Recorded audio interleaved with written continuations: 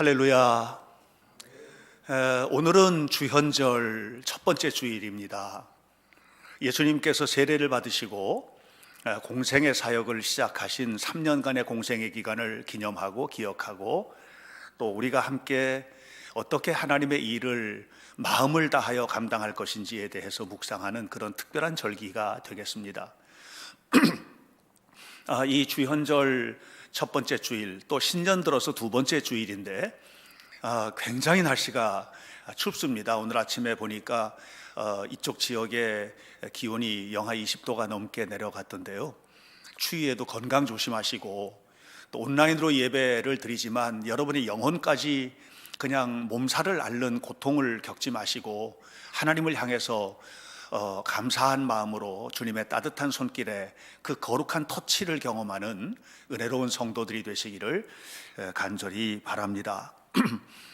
지난주에 첫 주 예배를 드리면서 올해 우리 교회의 주제가 되는 빌립보서 2장 5절부터 11절까지 말씀을 근거로 함께 좀 이야기를 나누었습니다.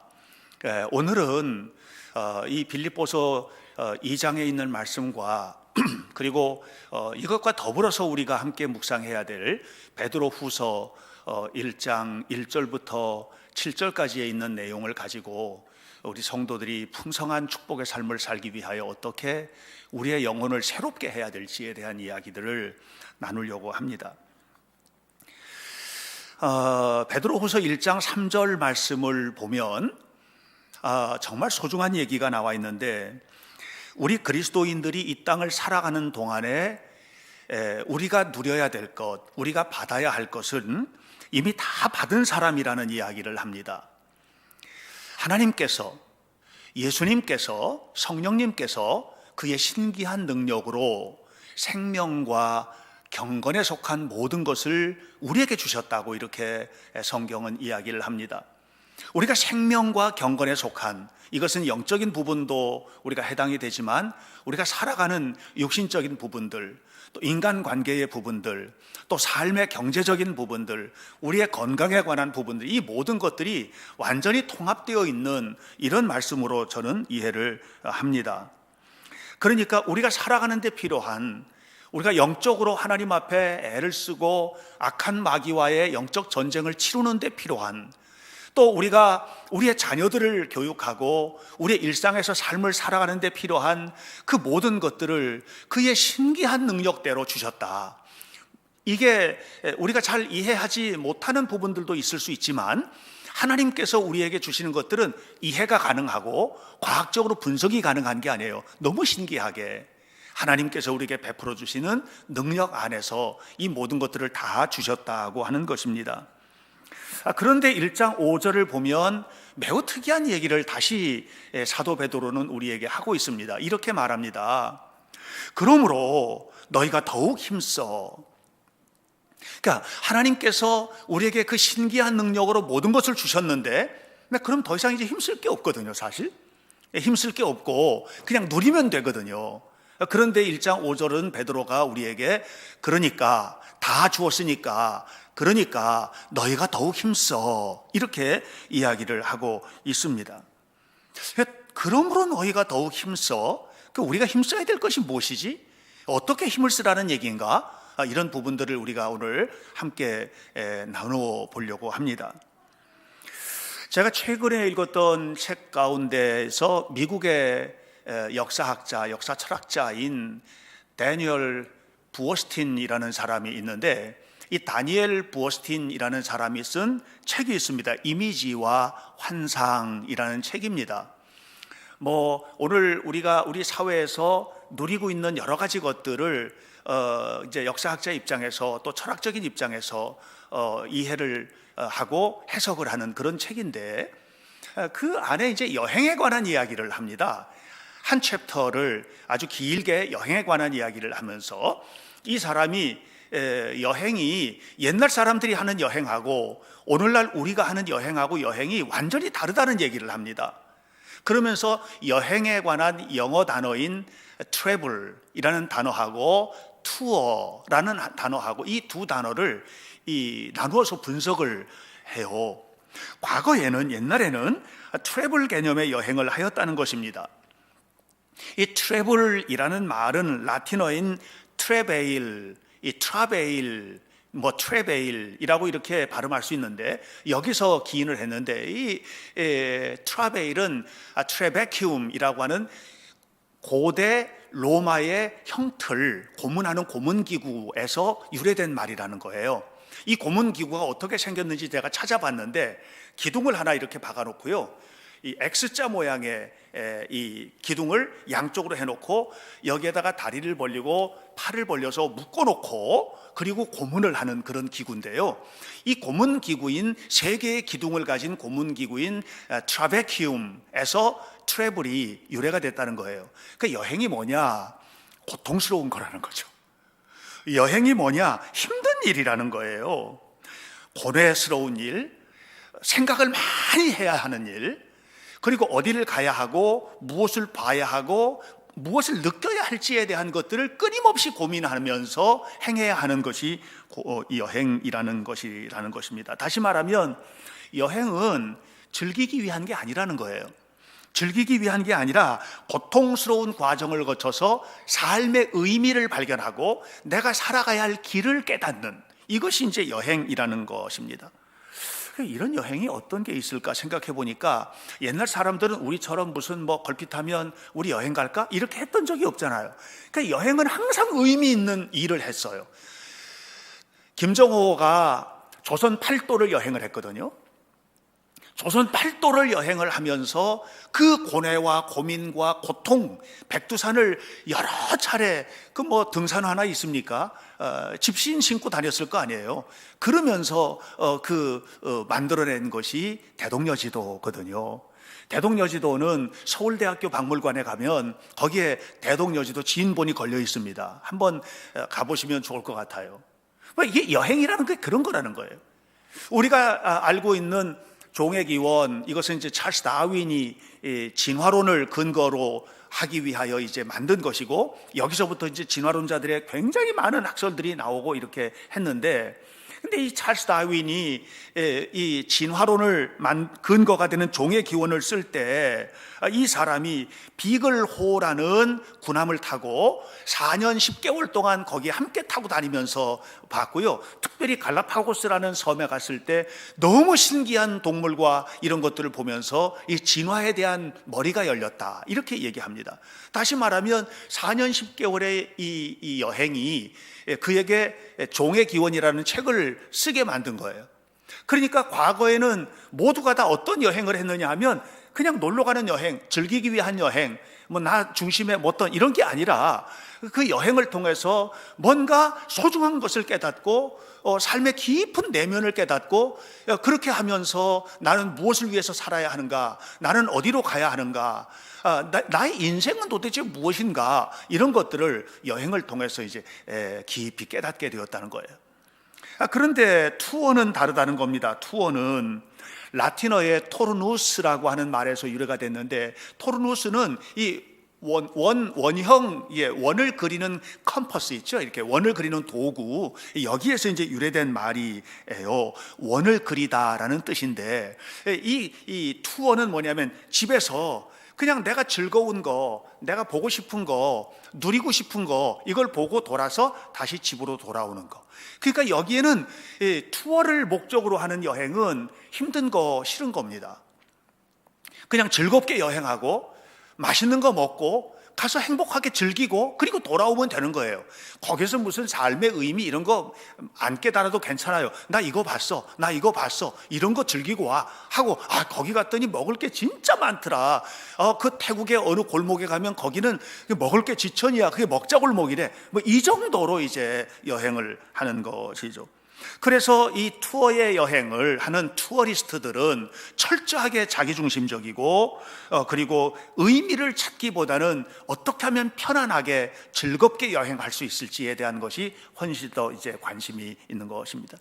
요즘은 여러분, 이렇게 이제 두 가지 여행에 관한 개념을 말씀을 드렸는데, 트래블 또는 투어, 이 둘 중에서 이 트래블이라는 여행을 개념을 가지고 하는 사람들은 어떤 특별한 연구 목적으로 하는 사람을 제외하고는 거의 없지 않나? 요즘은 성지 순례를 가도 트래블을 하지 않습니다. 순례를 하지 않고 여행을 하고 오거든요, 그냥. 그러니까 지금은 뭐 우리의 여행의 개념이 이렇게 바뀌었어요. 자, 그러면 우리의 신앙생활은 어떻지? 우리의 신앙생활도 똑같이 바뀌었다는 생각이 듭니다. 과거에 우리 선배들이 신앙생활을 할 때에는 이 트래블하는 순례자들처럼 신앙생활을 했거든요. 교회 와서 함께 신앙생활을 하고, 함께 기도를 하고, 함께 금식을 하고, 함께 헌신을 하고, 이렇게 하면서 힘들고 고통스럽지만 하늘나라를 향해 가는 순례자로서 이 고통을 감내하고, 어떤 어려움이 있어도 교회를 지키고 성도의 교제를 지키고 함께 사랑을 하고, 이게 이제 과거의 신앙생활의 패턴이에요. 근데 오늘날은 그렇지 않아요. 교회가 여기밖에 없어? 교회 얼마나 많은데. 그래서 이제는 투어리스트가 되는 거예요. 교회 투어리스트. 힘들면 내 편한 교회, 내가 좋은 목사님 찾아가면서 이렇게 신앙생활을 하고 하는, 이것이 오늘날의 신앙생활의 형태가 되어버리고 말았어요. 그래서 하나님을 믿고 또 교회를 다니기는 하는데 자기 생각대로 신앙생활 하는 것입니다. 말씀 중심으로 신앙생활을 하지 않습니다. 내 취향에 맞는 목사나 교회, 이것을 찾아다니는 이런 교회 투어리스트, 신앙의 투어리스트, 이런 형태의 신앙이 되어버리고 만 겁니다. 지난주에 제가 어떤 한 장로님의 초청을 받아서 저희 부부가 함께 식사를 했습니다. 근데 이제 그 장로님과 식사를 함께 나누는 중에 그분이 두 사람 얘기를 해줬어요. 그냥 제가 목사니까 아마 그런 얘기를 해준 것 같아요. 한 사람은 식사 중에 갑자기 그런 얘기를 하시는 거예요. 자기가 알고 있는 그 분이 한 분 계신데, 그분이 이제 신앙생활을 잘 하고, 그래서 11조 생활도 잘 하고 했는데 코로나가 툭 터졌다는 거예요. 그래서 교회를 못 가니까 11조를 꼬박꼬박 모아놨대요. 교회를 못 가니까 11조는 하나님의 것이니까 마음대로 쓸 수 있는 것은 아니지 않습니까? 그러니까 이게 꼬박꼬박 모은 거예요. 그런데 이걸 그냥 매달 갔을 때는 뭐 몇십만 원 아니면 몇십만 원 이렇게 이제 11조를 드렸는데 1년을 모으고 나니 이게 큰 돈이 된 거예요. 그러고 나니까 이분의 마음속에 갈등이 생긴 겁니다. 그래서 이 장로님에게 내가 11조를 이렇게 1년을 모았는데 큰 돈이 됐는데 마음에 되게 갈등이 생겼다고, 이걸 다 드릴지, 지금 급한 일도 있는데 써도 될지, 이게 이제 그의 마음속에 갈등이 생겼다는 그런 얘기를 하는 거예요. 제가 물어보지 않았어요. 그분이 그걸 다시 드렸는지 어쨌는지 그걸 물어보지 않았어요. 근데 저 생각에는 이렇게 이런 분이 있구나 하는 생각을 했어요. 그런데 얼마 후에 그분이 또 한 번 얘기를 하는 겁니다. 그분은 뭐냐면 자기가 잘 가는 분당에 있는 어느 그 교회가 있는데, 개척교회가 있는데, 그 개척교회가 어려우니까 아래층은 커피숍을 하고 위층은 이제 교회로 이렇게 해서 교회를 운영을 하는 그런 교회였나 봐요. 그런데 그 장로님 사모님이 그 1층에 상가니까 상가 1층에 옷가게를 갔대요. 옷가게를 갔는데 옷가게 주인이 성경책을 읽고 있더라는 겁니다. 그래서 혹시 교회 다니시느냐고 그랬더니 교회를 다닌다고. 어느 교회 다니시느냐고. 분당 우리 교회를 다닌다고. 그 분당 우리 교회가 굉장히 큰 교회잖아요, 분당에서. 그래서 이 권사님이 그냥 그랬답니다. 그 교회는 아주 큰 교회인데 이 상가 바로 위에 교회가 있는데 어려운 개척교회를 좀 가서 섬기시고 헌신하시지 하나님이 기뻐하지 않겠습니까? 그렇게 하면. 그러니까 그랬었으면 좋겠습니다. 그럴까요? 그냥 그렇게 거기까지만 대화를 나눴대요. 근데 나중에 알게 됐다는 겁니다. 그 다음 주부터 그분이 그 개척교회를, 사실 분당 우리 교회 다니면 시설도 잘 돼 있고 시스템도 잘 돼 있고 목사님 설교도 좋고 모든 게 다 좋을 텐데, 그런데 바로 그 교회로 와서 지금까지 신앙생활하면서 잘 섬기고 있다고 하는 거예요. 판단은 여러분들이 하세요. 여러분, 오늘 우리가 투어리스트로 신앙생활을 하고 있는지 아니면 트래블러로 신앙생활을 하고 있는지 하나님께서 우리를 지켜보시지 않겠습니까? 하나님이 우리를 지켜보실 때에 정말로 그 하나님의 눈이 모세를 향하여 있듯이 우리 한 사람 한 사람을 지켜보실 때에 우리의 모든 것들이 하나님께서 기뻐하시는 그런 신앙생활을 하고 있는지, 아니면 하나님 앞에 내가 신앙생활을 한다고 하지만 실상은 내 기분대로, 내 뜻대로, 내 생각대로, 내 하고 싶은 대로 내 취향과 구미에 맞게 이렇게 신앙생활을 하고 있는 것은 아닌가 하는 것을 살펴보는 것입니다. 그리스도인은 누굽니까? 그리스도인은 그리스도의 뜻대로 사는 사람이 그리스도인 아니겠습니까? 그리스도인이 누굽니까? 내 힘을 가지고 있지만 내 힘 위에 하나님의 힘, 성령의 능력, 하나님이 도우시는 도우심, 이걸 가지고 살아가는 사람이 그리스도인이 아니겠습니까? 그렇다면 여러분, 오늘 우리는 정말 힘써야 될 게 있는 거예요. 너희가 더욱 힘써, 그러므로 너희가 더욱 힘써, 이렇게 이야기를 하고 있습니다. 사도 베드로가 베드로 후서를 시작을 하면서 굉장히 중요한 단어 하나를 탁 던집니다. 한 번밖에 안 나오는 얘기인데 이 얘기가 저는 굉장히 중요하다고 생각합니다. 그것은 뭐냐면 뭐뭇에 속한이라는 말입니다. 3절에서 그의 신기한 능력으로 생명과 경건에 속한 모든 것을 우리에게 주셨다는 거예요. 그게 뭐뭐에 속한, 다시 말하면 하나님께서 우리에게 주셨는데 하늘에 속한 모든 것을 우리에게 주신 거거든요. 하늘에 속한 모든 것, 하나님이 가지고 계신 모든 것, 하나님의 능력의 모든 것을 우리에게 주신 거예요. 그런데 이 속하다라는 이 말은 굉장히 중요한 의미를 가지고 있습니다. 그 의미는 뭐냐? 책임감이에요. 막대한 책임감을 가지고 있는 거예요. 자, 예를 들어 보겠습니다.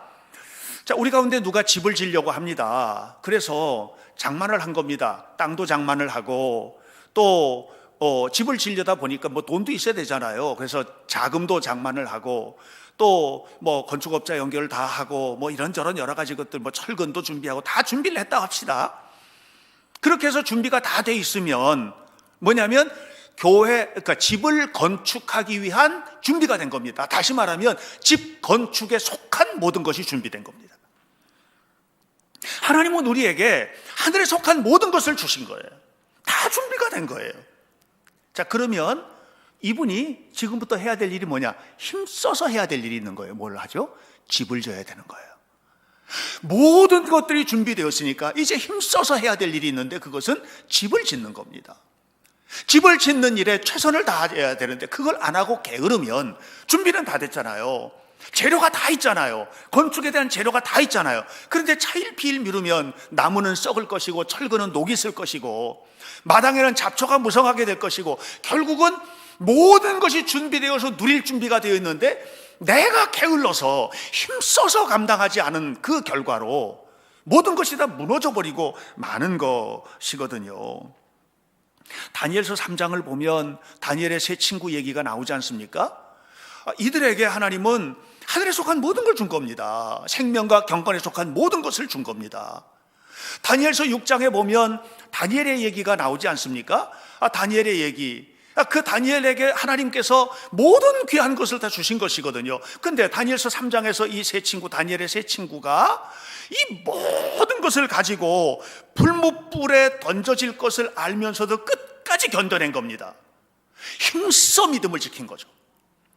다니엘서 6장에서 이 다니엘이 하루에 3번씩 예루살렘을 향해서 기도를 하는데 이렇게 열심히 기도를 하다가 이것 때문에 사자굴 속에 던져지게 될 것을 뻔히 아는데 그래도 포기하지 않고 하루에 3번씩 예루살렘을 향해서 기도를 하지 힘써 지킨 겁니다. 그러니까 이 다니엘이나 다니엘의 친구들이 그냥 신앙생활을 한 게 아니에요.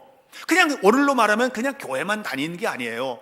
교회 와서도, 집에 있을 때에도, 직장에서도 어디서든지 내가 그리스도인임을, 또 하나님께서 내게 주신 이 축복의 상황들을 지켜내기 위해서 힘쓴 겁니다. 그렇게 했을 때 하나님께서 뭐예요? 힘쓴 그 모든 것 위에 하늘의 영광을, 하나님이 가지고 계신 힘을 보여주시잖아요. 풀무불 속에 살아나지 않습니까?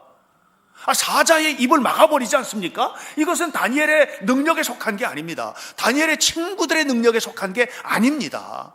이것은 뭐냐면 하나님의 능력에 속한 거거든요. 그러니까 이 놀라운 축복을, 이 놀라운 은혜를 우리가 누려야 하는데, 이것을 누리기 위해서 해야 될 것은 뭐냐면 힘써야 된다는 것입니다.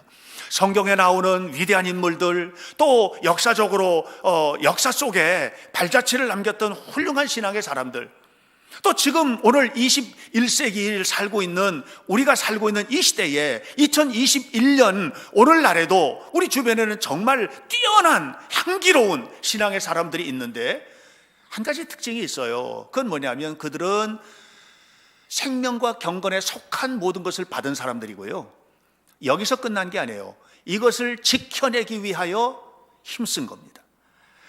여러분, 우리가 하나님께서 우리에게 주신 것들을 지켜내기 위하여 힘쓰는 은혜스러운 삶을 살게 되시기를 축복합니다.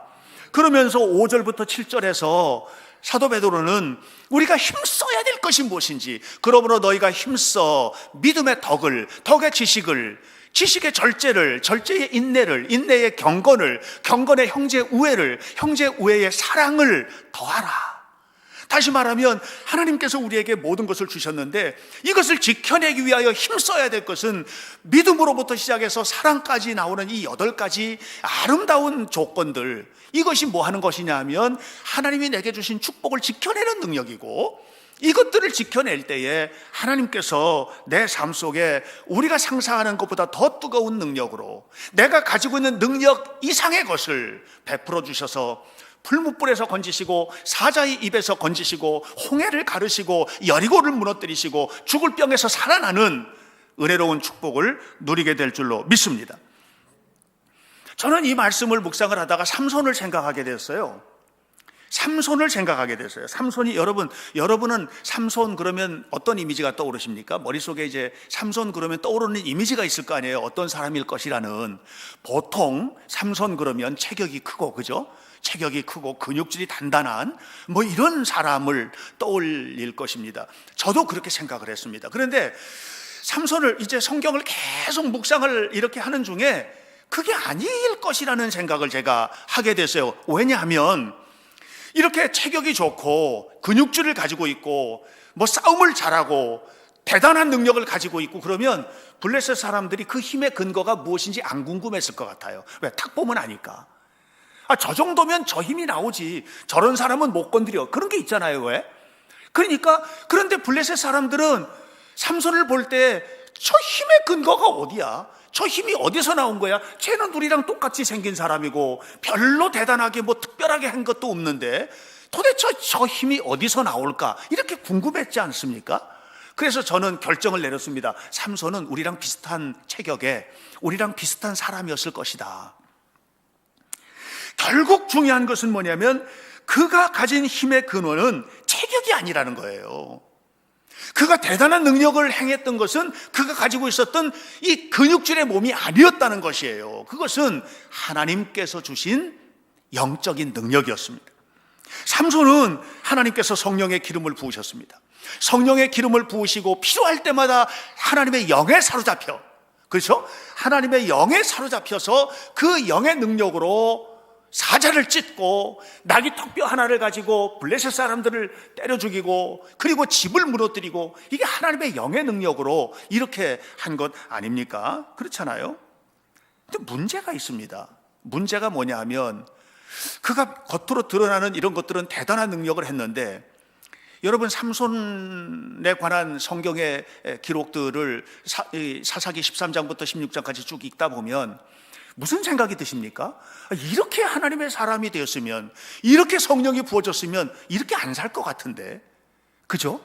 음탕하고 방탕하고 타락하고 게으르고 어리석고 쉽게 분노하고 천박하고 이런 것들이 삼손의 이야기 속에는 드러나거든요.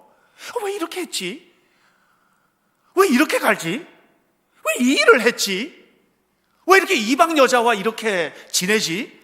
이런 이야기들을 우리는 삼손을 통해서 알게 되는 겁니다. 저는 그런 모습들이 우리들의 모습인 것 같은 거예요. 저의 모습인 것 같고 우리들의 모습인 것 같은 거예요. 문제는 뭐냐? 우리들도 똑같아요. 하나님께서 우리에게 하늘에 속한 모든 것들을 주셨어요. 그럼에도 불구하고 세상에 나가면 세상 사람, 뭐 가정에 가면은 뭐 하나님 믿는 사람 같은 모습 별로 안 드러날 때도 많잖아요.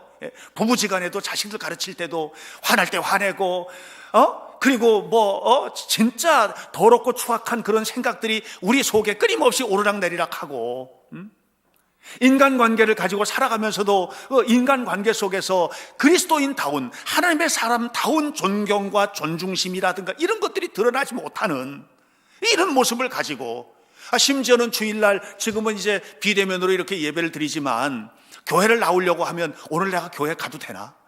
내가 이렇게 하고도 교회 가도 되나? 이런 마음이 들 때가 있지 않습니까? 이게 우리들의 모습이에요. 문제는, 삼손에게 문제는 뭐냐? 그걸 삼손 자신도 알았어요. 알았는데 문제는 이것을 극복하기 위해서 힘써 노력한 흔적이 하나도 없는 거예요. 여러분, 오늘 그리스도인으로서 성장하라고 하나님의 축복을 누리는 삶을 살아가는 데 있어서 필수적인 조건이 있습니다. 그러므로 너희가 더욱 힘써, 그러므로 너희가 더욱 힘쓰시기를 주님의 이름으로 축복합니다. 결국은 우리들은 외적인 게 문제가 아니에요. 교회 나와 있잖아요. 온라인으로 예배를 드리시잖아요. 이 외적인 건 문제가 아니에요. 내 내면 안에, 이 안에 무엇이 담겨져 있느냐, 이게 결국은 중요한 것입니다. 그래서 올 한 해 너희 안에 이 마음을 품으라. 곧 그리스도 예수의 마음이니, 그 마음을 품자는 거예요. 그 마음을 품자는 거예요.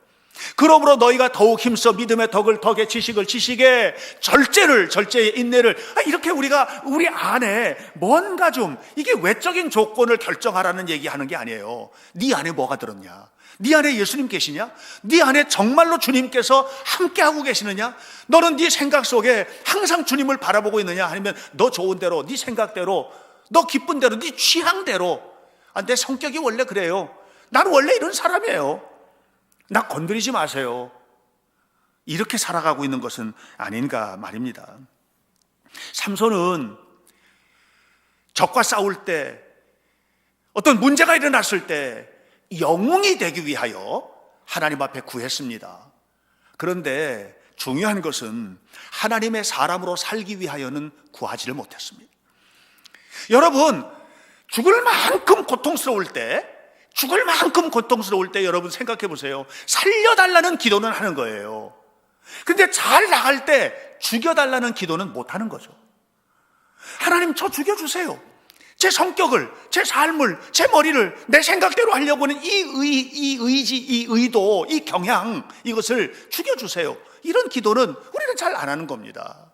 더 주세요, 더 많이 주세요, 고쳐주세요, 회복해주세요, 살려달라는 기도만 우리 안에는 가득하게 살고 있는 것은 아닌가 말입니다. 결국 자기 생각대로, 자기 하고 싶은 대로 산 결과가 뭡니까? 삼손은 잡혀갔어요. 두 눈도 뽑히고 묶여서 연자맷돌을 도는 황소 같은 신세가 되어버리고 만 것입니다. 비극적으로 삶을 마무리합니다. 우리가 사사기 16장을 보면 삼손이 마지막 죽을 때의 모습이 나오는데, 이 마지막 죽을 때에, 삼손이 마지막 죽을 때 경기장에 수많은 사람들이 모였는데 기둥을 밀어뜨려 가지고 경기장을 무너뜨리고 3,000명이 넘는 사람이 한꺼번에 죽잖아요. 그러면서 성경은 뭐라 하냐면은 삼손이 살아있을 때 죽인 수보다 그날 3,000명이 넘게 죽인 그 사람들이 훨씬 많았다고 이렇게 이야기를 합니다. 이 구절을 어떻게 생각하십니까? 이 칭찬이 아닌 거 아십니까, 여러분? 이 말은 칭찬이 아닙니다. 성경은 삼손을 칭찬하고 있는 얘기가 아닙니다. 저는 그 기절이 하나님의 마음에 얼마나 안타까움이 담겨 있는지를 보는 겁니다. 평상시에 잘 살지, 너무 안타까운 거예요. 너무 속상한 거예요. 너무나도 부끄러운 거예요. 하나님의 사람으로 살지 못한 결과가 이렇게 죽는구나. 그래서 저는 그 성경 구절 속에서 무엇을 보게 되느냐 하면, 삼손은 하나님 보실 때 사는 것보다 이렇게 죽는 게 더 낫다, 사는 것보다 이렇게 죽는 게 훨씬 나은 이런 삶을 우리는 살아서는 안 되는 겁니다. 그래서 올 한 해 제가 우리 성도들에게 부탁을 하는 거예요. 외적인 조건을 잘 갖추는 것보다도 숨어있는 이 내적인 것들, 우리는 그 사람의 속을 못 보지만 하나님은 꿰뚫어 보시는 내 안에 있는 이 조건들을 아름답게 가꾸는 일에 최선을 다하시기를 축복합니다. 그것이 예수님의 마음으로 사는 겁니다. 거기에 우리가 힘을 써야만 되는 것입니다. 고상하게 사는데 믿음이 없는 사람이 있잖아요. 잘 살아가는데 교회를 다니면서도 잘 살아요. 그런데 그냥 신앙생활은 별로 잘 안 하는 이런 사람들 부러우십니까? 믿음은 하나도 없는데 자식들은 잘 되는, 부러우십니까? 저는 그런 거 부러워해서는 안 된다고 생각을 합니다. 최근 들어서 제가 충격을 받았던 게 입양아 정인이 사건인데, 이 입양아 정인이가 정말로 학대를 당하다가 죽지 않았습니까? 근데 그 정인이의 부모가 누구지? 이거 이제 관심이 있는 거예요. 저는 보니까 제가 독실한 괄호 열고 퀘스천 마크 물음표하고 독실한 물음표, 독실한 크리스찬이었다는 거예요. 그 정인이의 양 엄마의 아버지는 목사님이고, 그 목사님의 남편, 그러니까 정인이의 양 엄마의 어머니는 어린이집을 운영하는 원장님이고, 또 정인이 이 양 엄마의 오빠인가 남동생인가는 변호사고, 그러니까 다른 사람들이 볼 때는 전부 다 박수 쳐줄 수 있는, 정인이 양 아빠는 또 기독교 방송에서 근무를 하는 그런 그 방송국의 사람이고, 완전 크리스찬이에요. 겉으로 볼 때는 전혀 문제가 없고요. 너무나 부러워했을 것 같아요. 어떻게 저렇게 될까? 어떻게 저렇게 잘 살까? 어떻게 저렇게 멋질까? 이렇게 했을 것 같아요. 근데 그 내면은 삼손이 들어앉아 있었던 거예요. 삼손의 내면에는요, 하나님이 안 계셨어요. 블레셋 사람이 앉아 있었지. 우리가 하나님 앞에서 신앙생활을 하고 있지만 겉모습이 아니라 내면 속에 누가 들어앉아 있는지를 봐야 되는 것입니다. 우리 안에는 하나님께서 그리스도의 마음을 가지고 살아가는 우리 안에 하나님의 역사가 일어나고 있는지, 세상이 그냥 바글바글 끓고 있는지 살펴봐야만 할 것이다 하는 말입니다. 그래서 정인이가 그 부모가 결국은 삼손처럼 망한 거 아니겠습니까? 시편 1편에 복 있는 사람은 악인들의 꾀를 따르지 아니하고 죄인들의 길에 서지 아니하고 오만한 자들의 자리에 앉지 아니하고 오직 여호와의 율법을 즐거워하여 그의 율법을 주야로 묵상하는 도다. 이게 하나님의 복 있는 사람이에요. 이런 사람은 시냇가에 심은 나무와 같다는 거예요. 시냇가에 심은 나무처럼 하나님이 품어주시고 이끌어주신다는 거예요. 그런데 4절은 다른 얘기예요. 악인은 그렇지 아니하며 바람에 나는 겨와 같도다. 악인은 바람에 나는 겨와 같대. 여러분, 이렇게 겨를 태우는데, 겨를 쌓아놨는데 불을 피우든지 아니면 그냥 겨를 쌓아놨든지 바람이 휙 날릴 때 그 옆에 있으면 어떻게 됩니까? 눈도 뜰 수 없을 만큼 대단하지 않습니까? 그 바람에 나르는 겨가 얼마나 역동적입니까? 대단한 힘을 가지고 있지 않습니까? 그러나 잠시 후면 아무것도 아닌 거 여러분 아시죠? 바람에 나는 겨와 같은 세상을 부러워하지 마시기를 바랍니다. 흔적도 없이 사라지는 것입니다. 아무것도 아니게 끝나가는 것입니다. 그러므로 우리는 악인들의 꾀, 죄인들의 길, 오만한 자들의 자리에 앉아서는 안 됩니다. 그런데 문제는 뭐가 있느냐? 교회를 다니면서도 세상이 부럽고, 교회를 다니면서도 세상적인 세상적인 부귀영화가 훨씬 더 부러운, 너무나도 부러워서, 그래서 신앙생활 조금 내려놓고 교회 가는 것도 좀 내려놓고 하나님 앞에 헌신하는 것도 좀 아껴놓고, 아끼는 것이 아니라 인색하게 해놓고, 그렇게 하고 전적으로 내가 세상에서 잘 살고 복되게 살고 아이들도 그렇게 키워야지, 이런 마음을 가지고 살아있는 것은 아닌가. 여전히 세상에 살면서 그리스도인임에도 불구하고 불평하고 짜증내고 화내고 내 의견을 강하게 주장하고 다른 사람의 의견은 듣지 않고, 내가 잘못한 것을 아는데도 미안합니다 하고 말하지 않고 이렇게 살아가는 것은 아닌가.